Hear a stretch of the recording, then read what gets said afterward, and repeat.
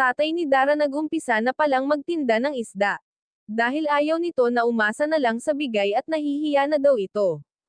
Bago ko ipagpatuloy ang maiksing reaction video na ito, hiling ko lang na patapusin ang panonood nito para malaman ang nilalaman nito, at kung bago ka pa lang sa munting channel na ito, paki-subscribe para lagi kang updated sa video ng mga kalingap. At pakisuportahan natin ang ama ng kalingap na si Val Santos Matubang, Ate Edna Vlog at si Kalingap Rab. Isang mapagpalang araw sa inyong lahat mga kalingap, at shoutout nga pala sa patuloy na sumusuporta sa aking YouTube channel, lalong-lalo na sa mga viewers natin na walang sawang nanonood at sumusuporta sa ating munting channel. Tatay ni Dara nag-umpisa na palang magtinda ng isda.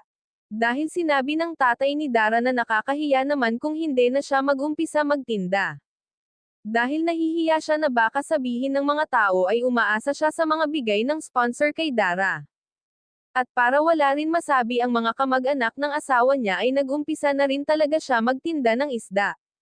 Maraming ang mga netizen ang nagsabi na dapat daw kumuha na lang siya sa palengke ng pwesto para hindi na siya nahihirapan magbitbit sa paglalako ng isda. Para pag walang pasok si Dara sa paaralan ay matulungan siya ni Dara magtinda ng isda. Kasi kung mapapansin natin, may edad na ang tatay ni Dara at sobra itong payat.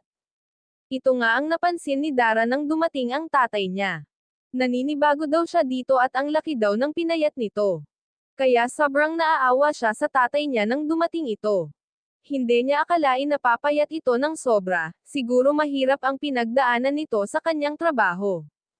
Minsan nga raw pag wala siyang trabaho ay wala nga raw itong kain. Ngayon nga ay naisipan na niyang magtinda ng isda para makalibre daw sila ng ulam sa araw-araw, at least hindi na nila problemahin ang ulam, dahil minsan pag dumadalaw si Kalingap Rab ay may mga dala rin itong grocery para kina Dara. Hanggang dito na lang muna ang update ko mga ka-viewers, maraming salamat at God bless sa inyong lahat.